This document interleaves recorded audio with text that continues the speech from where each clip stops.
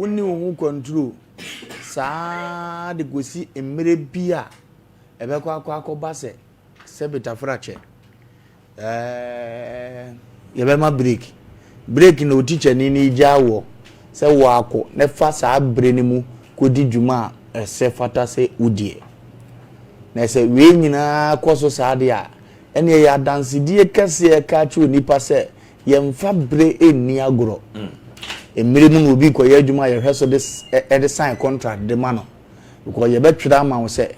ebre bi te sa no pa no nsia de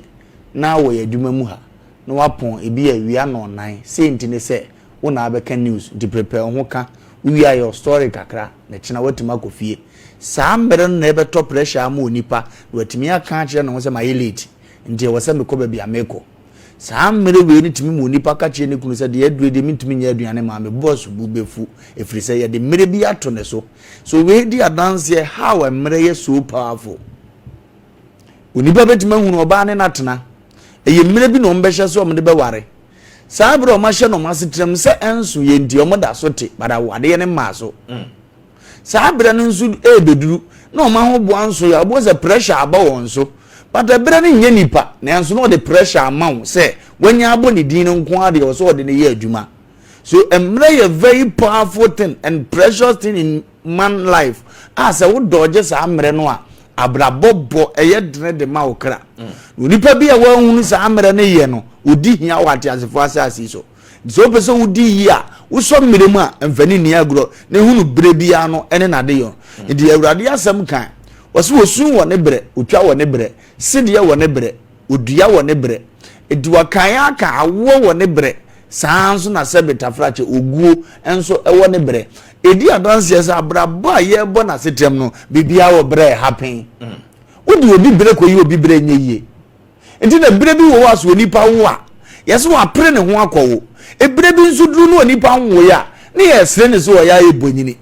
eye die be ndia awo no bi nya bi ndam osi ko school mpru anyinsin a wakọwo yesre no enti kwa ne papa tim kasa me hwe school biem the same awo kro no a ehia bre bi so na maya na bre ne so aka cho za wotam ya pa ho ade ndi oye bonyini emzo ntimi nwo mi kunu okofa foforo because ye ntimi nwo ene ono obi akọwo abonte na no so asa abaye ntokwa de amaye we di advance ya kire ye bre ha we ye precious eni de esa odi ye bi eduru na yo so odi ye obi ajebre no JHS omo wo fridge ontonzuo saa bre nim no wo so ye awuraba otonsuo enyeye nto ma bre ne ye miserable afi de wa ba abrewa ne manan ni kunawu afi na ne fridge koro no a wo de yi nsu abetena abonten na maame abrewa yi brogo saa mre ya hoden asa no afi no so brogo mu ma ne moje esizi afi na maame wo nsu bre ne yiye e bre na so de ye saa adwuma no na nke bre wo de je na home no wo de saa bre ne mom je na home ya aketesem e ya konkonsem di memachi e na bre foforo beduru ya nye saa bre no e ho mom no hunu se so de ye saa adwuma saa ni pe obedi mfie se no wako da bia fridge ma bibi ice ko ni mu wo di mfie sei edisa numere obi tie ye no ate bre ho nkoma ye die na on taking it very serious okwaje bosia wura bema wo bre bi se saa bre ni nuru de no watua wie se saa bre ni duru na wontua ya afa ye bebo wanted wada ne kromfo na enso wa na asi mpampan ko onipa ne nchen o ma usika e bre no de ma wo ni ndi bre no nkwanti ama wo beda ne kromfo because we ni bre ne so ndi onipa bi ti mre nso a yetimi fre no owifo ndi mfa bre ni agro papa ne katro za ya akọ no office wo ne ko yiska ebotu a wanko fisi office ska wo hundi afred ye 3 days time na ehia wo wan frɛ papa no so ama okwan ti wo ko na manager ye bo na mane so beba be yiska ni wo na eni frɛ manager obe frɛ o sei kromfo bi aba ya dwuma mu a wan papa ne mna magitwa nyo so na so ma wo no na adi ayo because we ni bire bi so oduma ye ni bi bra we ni so diska ni ntimi ntua ne ka o wo ka tese shia me what time say when timi papa ne ba kwai no wo frɛ na se wo be pick call no nko ndi atake ni be 2 weeks 3 weeks papa ni timi mfa ne call because bra o ka se ye mumpu na di adwuma no sa bra no went man bi wo se Ghana time nti wati mem miti papa no entima anyi ske wo so oje entima anya adwuma na ma wo kakra wo nsa anka ti adwuma na ye afru nsa because of time ya bra de so nipa wo bobra na de bra di agoro uhie nyina da eye bra na de bebra wo na uhie yo nyina so eye bra na de bebra wo ye wo bra wo so nipa bu ade o e bra bi wo a ni kwa so to ne ma ase me kan si obi otifie be ka do de bra bi ya sia so nipa bu ade eye na nanom nya ni wi o mu hwibiem eno ti ya wo ti kwa se dranso wa na wo hwe no ade bi asi ntima no aka jo ya no adom ni waso so uzo mu respect na yira but di enti na ayira ebre na na ehia ni mo di peska o di hewu school o di tia adwuma entu buriza na na abre wa bobra ahwe wo ti o ka kura na wo sire ti na sa abre na respect ayem go se yem na yem na mto dia efi o mutimi na asem na mde mo asia bra na ye gesi die nu ye sire so ye ebre ni yie ba ne wanye ebre ni yie no den man si wonyini mpo a obetima yes akati sem ni bi etubo nso aba abere wa pa bo friend wo fa aseketo na eje we msere wa wada mo we dem paache o mesere na nkwa ngoto ade wo ha mfa mmere efiri se wo atrimoden ne bda bi obebo ye no ofiri se obi anko ono kwa we side wa nkwa wa we na de wa gina ni se ni ope wan yusu bre ni ya mana mo afoforo ebre bi wo wese ye de wotu adwuma mu se wodi mre ni wodi di agoro de dane wi ni akonkonsem na maame na odo betu adwuma nya wuwie se ekima afred wani beba ahoso wi ni beti yakọ ba wunya so mbuafo bi a wo kotua wotiri nzaze gosu adwuma ti wan hwe ye bra wo ni mra ahoso no na bre ni momatia mu aboafo asa but bra na nka wuhia se ka wodua ni ye no sa bre no wan fa ni di ama bre no a wama sabe na na eja afiri abrabo ni mu kono deskafo bebre matiase omo hu bre yisu ni ntino otwoma ne aka se o papa na yi wa ha kase no nanso ne wa pora tete da so firi se ebra na papa ne tiase obetim di na tu kwan sa amre wo yese o ye ne nkrata no de nika to to akɔhye base ye pena na go free pray keke otima take it ni time twam no aba fie me share me tra ka popi de me koy me da kora ko share gato ne bre na banso papa na wu abusuya sa cha de om de ne den sa nkura ni sa ya gini nyina afro mo nsam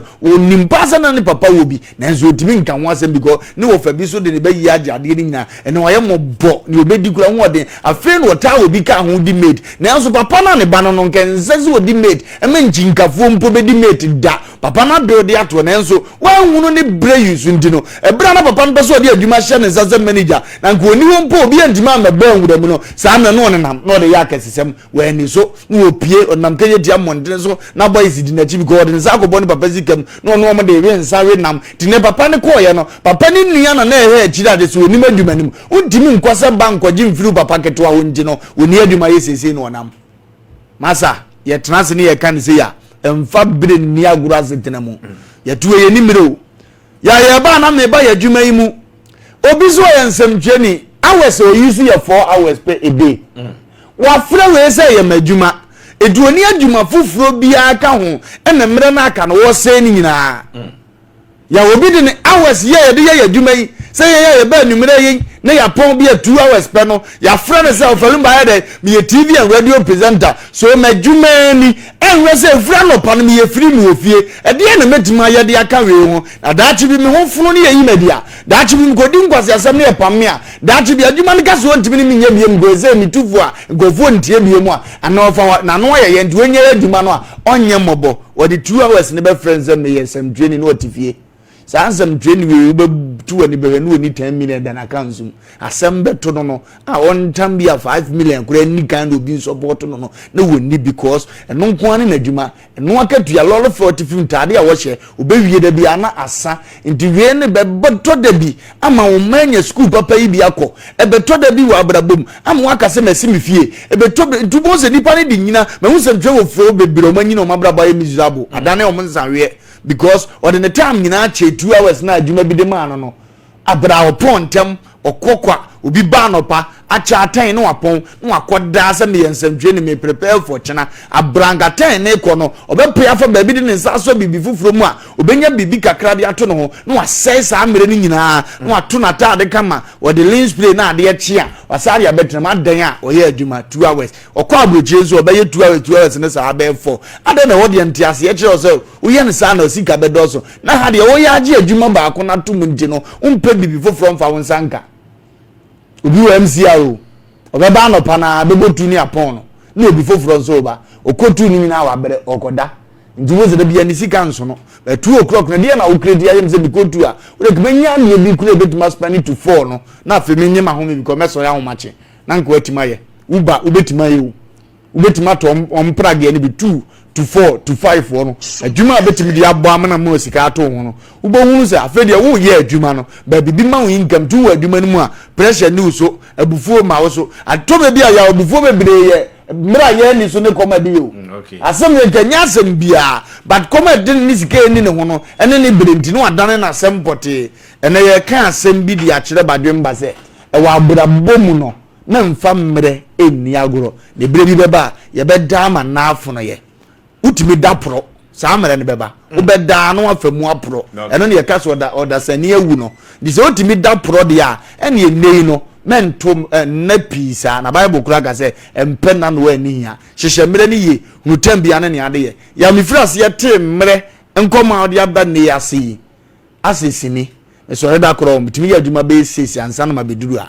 ene menam gigale me kire site upe proto to amini bia me kire obi upe se otu kwanya amini bia me kire obi upe dura to amini bia yetu obi ebi akoli na de abeso we so wetima ko akoni men tena se na ade mmere di agura emre e de aguru be diu SOMPA FM ya radin show da bia nsemo a ba begu ya pono so na papa yin sem ne maami asem de ahomte especially yenu aba ya odi kan be kasa ya da minya akwanya se ya meka kire ni pasa ne ma ekoso wi ase doso to osoro domo ohumobo ohyewe ni munyam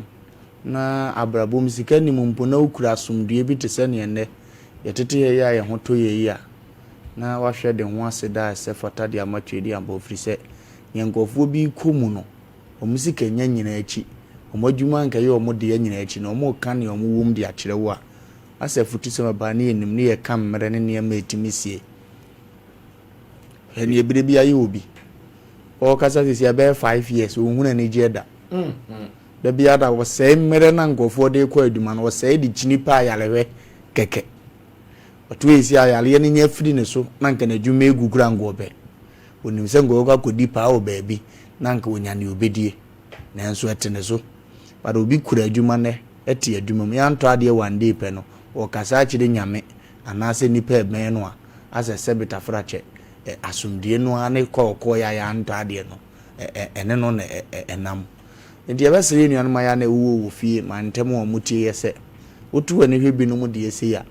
na wo de acheche ore na waka akire ho se awurade no wadi ni yi papa ba bia wo ginan ani ba bia obi gina na enye pe da ye ka wo kan ase wo shitoli ase what story bi na wo kan akire nipa obi nyini aye kan kura ani ya sabu bi betie se na de comedy no keke de na no ma ba fie fa ho bai abo abefie fa obe se ya nkofo be ka no ma sori akọ ba abo epamu obi a mo asori dimlika ba TV station se ba ku bedi wachi a ka fo beti ni o kana se se wa hunu atena se asusu hunu se kofo we ba ne ha no mo de breme ehun ayem hyehye akura timi prawo ndu an hwe ya se kwa kwa do bi pa na etwem akọ ne ba bi kura be ji ama ho so mo na mtu wa sori di dua so se no ho a em so ba mi hunu sa mere nim ani ne nsusu ye bebede wo oti aye kasa nyina nya na som de even gomo no kra na dwene ni so de na hawa betu ye ne mawie na dwene sa akọ na chikura wo dwene wo ha wo kofie ne be kwa akosi se nimpo ama betena ha kasa yi de mi ko ro mu ja amini ana mo ofie twen me ana me tisi kwa so a ya sabu ba gogu ya mi hye de mmere mu omo etom na bi wa abrabom so a ya na ya to spirituality eniema to ogu nti etwase ehunu sa na ema wi a wiase da bia mekam so yo nipa ne wo ba wiase a ade ya wo se obo ho ban na wo perese awurade be ma obi tumi enkura wo mu ye papa in fact sika be kura wo na tumi nka ho a sika no kura timi ko tumi mane ma tenase tumi man munyam tenase papa ya so mo kan in fact awre ho pa but metima kan dwam se me kokubu achi na we ba me so ankam do mbe ya de foforo me mo mfa me nya de foforo etone bia de ye ba no ye ntenase ma ne menya nsusu aso we ye mfa so ma ne ha wo but o starting hunu ne se o mu be ha no start se o ha o mu nti no mo ha no ebetima basa ampa o wale ye woni yiri fie ne aba yenimu so de innocent person ba waje ye yiri nti ne aba yebedu ye na ama aduane di na ye kɔ na ama bibi to ye ho a yebetuma bepe wasemo so se ni nipa ya be koda onye nipa bone ni otu ayu bi ma wo mu di abe na mabuo ntubo se tirimu pobone om de ba bedane papa afi moment obi be hawo no buzo moduru nipa kro fie but baby ye ko ye bi ni so no ko edi kian ga je se ni kro mboso no kro moment ma mo ano wanyi omu ni mo mfiro ngono wa yes ntibisa sa time no kro asem nto na na omu di ne sen ampa baby abeto mpanyini si aduane wa metro ma no papa buchi aso ye achi wade ntuba ofie wa meto krisosum na wo ho a yesu anya aboro se wo ma ye wo to abosum fie so bezu oyi wa merepam nim ni ebesie a odi be yi wa firi ho dise ono ane bra nsonso oyi firi ho a ne abeto ye ne dinini